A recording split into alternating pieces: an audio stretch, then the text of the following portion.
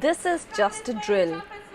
Come this way, jump and slide. Here's a look at how Etihad-Airways cabin crew and pilots are trained inside the airline's training center in Abu Dhabi.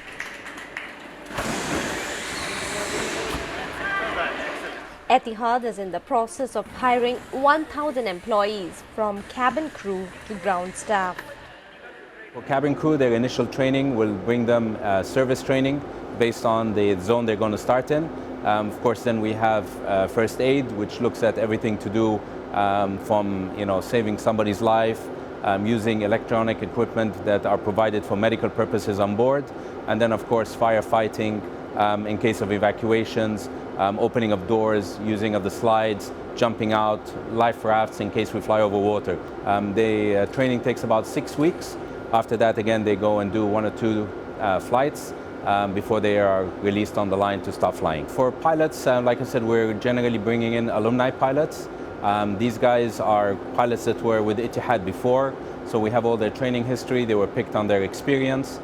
We got special training dispensation for them for the type of training we bring them in.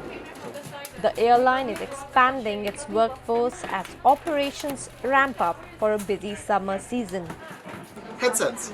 Do we offer them on all flights? The global aviation industry is slowly recovering from the COVID-19 pandemic that forced airlines to ground planes and lay off workers. 30 minutes prior to top of descent. What about for takeoff and landing? Etihad has rehired hundreds of staff through its alumni program. In 2016, I joined the Etihad as Airbus 320 first officer. And unfortunately, in 2020, I had to leave the company because of the pandemic crisis. So I took this time as a chance to enhance my skills. I went back to university. I took my certification in Italian language, but now I'm glad to be back. I've been preparing for my first flights at home with my husband because he's a pilot as well and an aviation passionate. So we have a simulator at home, so we've been practicing a lot. Good afternoon, ladies and gentlemen. Sir Captain speaking. And on behalf of Etihad-Airways and the entire cabin crew, we'd like to welcome you on board.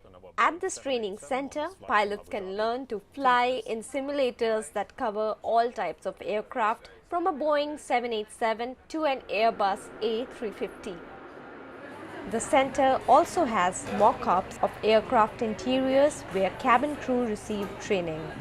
There are also rooms for style and image classes where they learn how to present themselves when going on a flight.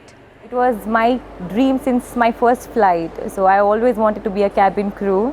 To be honest, I love every day of the training, like every single day it's a new surprise. So it's good, it's practical, a lot of physical exercise and activities. It wasn't like anything like I imagined. I thought like it's gonna be like in class and everything, but like there is a lot of elements they add to the training that makes you really enjoy it and have fun with your batchmates, with your trainees.